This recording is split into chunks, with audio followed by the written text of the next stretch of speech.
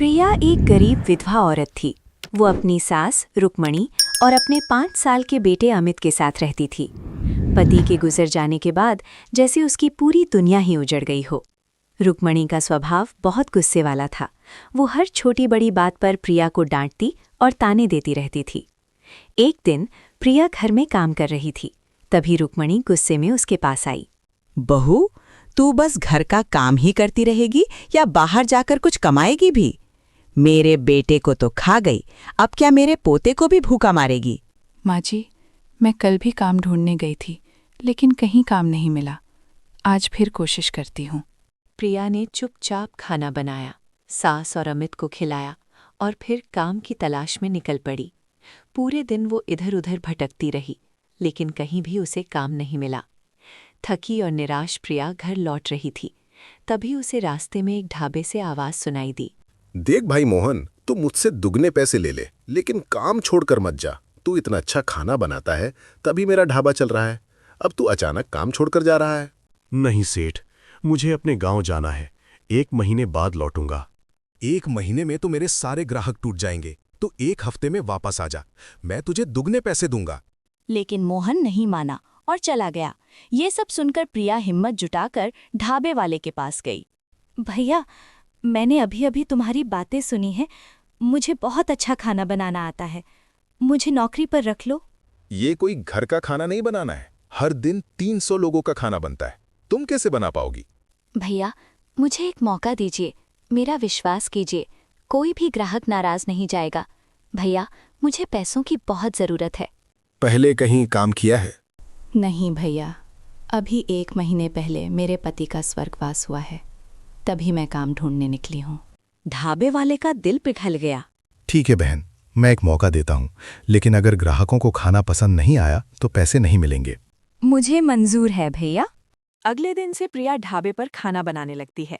प्रिया बहुत अच्छा खाना बनाती थी, जिससे उसके ढाबे पर लोगों की संख्या बढ़ने लगी। प्रिया को इसी तरह खाना बनाते 1 महीना होने वाला था। एक दिन मोहन वापस ढाबे पर आ जाता है। लो सेठ, मैं आ गया। अब बताओ क्या बनाना है?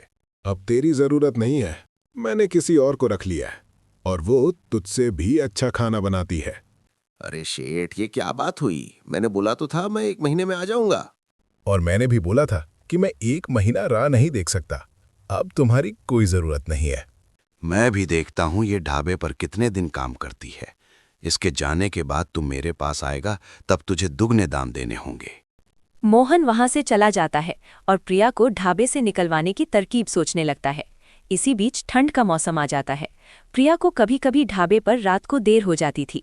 ठंड के मौसम में वो ठिठुरती हुई देर रात घर पहुंचती थी। एक दिन वो रात को वापस अपने घर जा रही थी, तभी उसे रास्ते में मोहन मिल जाता है। सुन, वो ढाबा मेरा है, कल से वहां मत जाना, नहीं तो अच्छा नहीं होगा।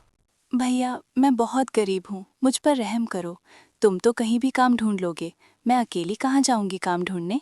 वो सब मुझे नहीं पता। कल से तू ढाबे पर नहीं जाएगी बस।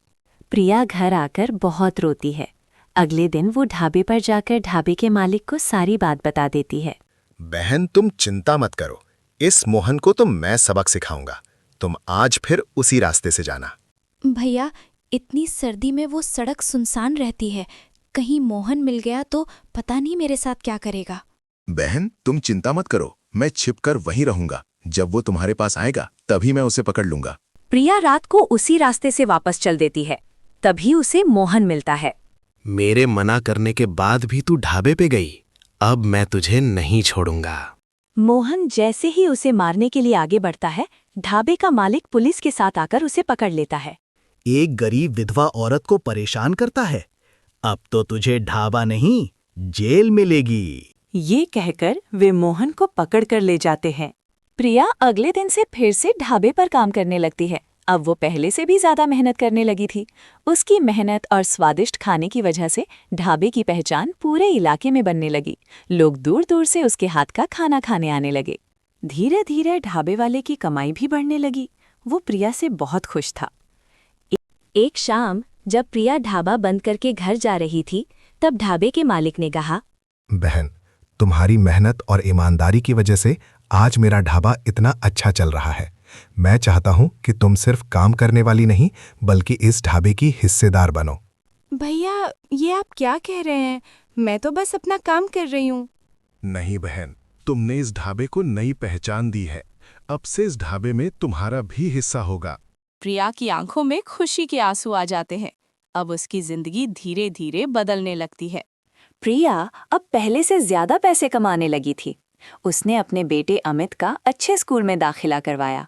अमित पढ़ाई में बहुत तेज निकला, लेकिन उसकी सास रुक्मणी का व्यवहार अभी भी पहले जैसा ही था। पैसे आ गए तो क्या हुआ, तू बहू ही रहेगी। प्रिया चुप रहती थी, लेकिन अब वो अंदर से कमजोर नहीं थी। उसने सहना छोड़ दिया था, लेकिन सम्मान बनाए रखा।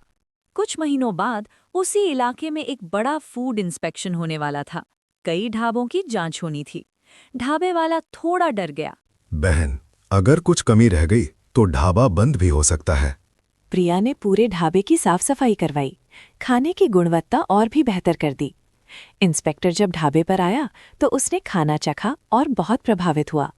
इतने साफ सुथरे ढाबे और इतना स्वादिष्ट खाना मैंने बहुत कम जगह देखा है। आपको बेस्ट लोकल ढाबा का सर्टिफिकेट दिया जाता है। ये सुनकर ढाबे पर खुशी की लहर दौड़ जाती है। कुछ समय बाद मोहन जेल से छूट जाता है, लेकिन अब उसकी हालत खराब हो चुकी थी। उसे कहीं काम नहीं मिल रहा था। एक दिन वो उसी ढाबे पर आता है, लेकिन इस बार उसका रवैया बदला हुआ था।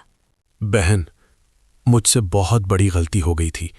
अगर हो सके तो मुझे माफ कर दो और कोई छोटा मोटा काम दे दो। तुझे शर्म नहीं आती? इतना सब करने के बाद भी तू यहाँ काम मांगने आया है? भैया, हर इंसान को एक मौका मिलना चाहिए। जैसा मुझे आपने दिया था, इसे भी एक मौका दे दीजिए। अगर तुम सच में बदल गए हो तो यहाँ काम कर सकते हो, लेकिन मेहनत और ईमानदारी से। मोहन की आंखों में शर्म और कृतज्ञता थी। वो काम पर लग जाता है। एक दिन अमित स्कूल में अवार्ड जीत कर आता है और कहता है, देखो माँ, मुझे स्कूल में बेस्ट स्टूडेंट का अवार्ड मिला है और ये सब तुम्हारी वजह से हुआ है। तब रुक्मणी का दिल पिघल जाता है। वो प्रिया के पास आती है और कहती है, बहू, मैंने तेरे साथ बहुत गलत किया। तूने कभी जवाब नहीं दिया। तूने बहू होने के साथ साथ मेरे बेटे का भी फर्ज निभाया है। मुझे माफ कर दे। आप मेरी माँ हैं माँ जी, मुझे आपसे कोई शिकायत नहीं। अब प्रिया न सिर्फ एक सफल काम करने वाली महिला थी, बल्कि एक मजबूत और आत्मनिर्भर इंसान भी बन चुकी थी। उसका बेटा अच्छे संस्कारों के साथ बड़ा हो रहा था और उसका परिवार भी अब खुश था। और ढाबा अब एक छोटे से होटल में बदलने की तैयारी कर रहा था। विभा चूल्हे पर रोटी बना रही थी। आंगन में उसकी सास चारपाई पर बैठी थी। घर में हल्की सी गर्माहट थी, क्योंकि 2 दिन पहले ही उनका बेटा रवि छुट्टी पर घर आया था। माँ जी, रोटी बन गई है। पता नहीं ये कहाँ चले गए।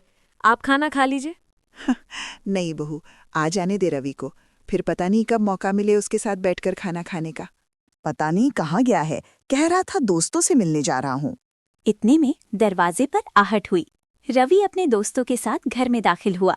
अरे, कहाँ घूम रहा था? और तुम लोग भी कमाल करते हो। इसे पहले खाना तो खाने दो। अभी तो छुट्टी पर आया है, बाद में घूम लेना इसके साथ। लेकिन रवि चुपचाप खड़ा था। उसके दोस्त भी खामोश थे। अरे, क्या बात है? आप सब इतने चुप क्यों हैं? रवि धीरे से आगे बढ़ा।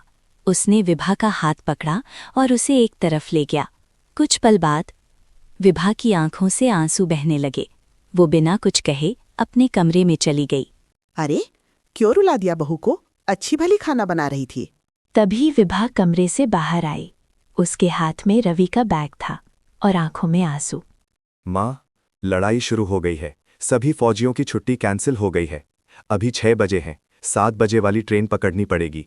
सुबह 10 बजे तक रिपोर्ट करना है। ये सुनते ही माँ के पैरों तले जमीन खिसक गई। वो धीरे से खड़ी हो गई। उनके हाथ कांपने लगे। उन्होंने बेटे को बड़े गर्व से फौज में भेजा था। उसके पिता भी देश के लिए शहीद हुए थे।